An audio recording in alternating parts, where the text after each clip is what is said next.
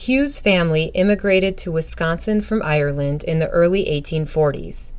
His father, Edward, married Hannah McConville in 1848, and together they had 5 children.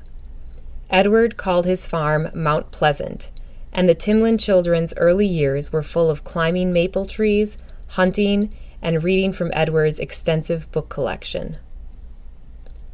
Hugh's mother died in 1858, and his father, who was heavily in debt, disappeared after sending his children to neighboring families and orphanages. Hugh went to live with his grandfather in Cedarburg. His grandfather soon died, and Hugh, who had nowhere to go, was sent to the Ozaukee County poorhouse under contract to Henry Hedges. Hugh was soon bound out to a local man.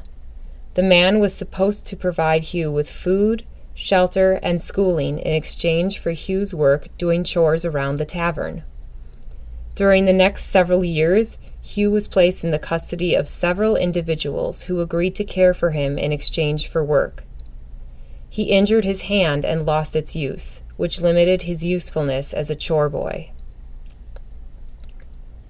Hugh was eventually adopted by a family that lived in Sheboygan County. In 1870, his brother, William, who had been working odd jobs along the Lake Michigan coast, paid him a visit. Hugh tried to persuade William to take him but William thought it was best Hugh stay with his adopted family. Hugh ran away from his Sheboygan family and got a job driving a team of horses as part of the Milwaukee and St. Paul Railroad, also known as the Milwaukee Road. He became sick and died in 1872. He was buried in Cedarburg with other members of the Timlin family. Hugh's brother, William, became a respected jurist and a state Supreme Court judge.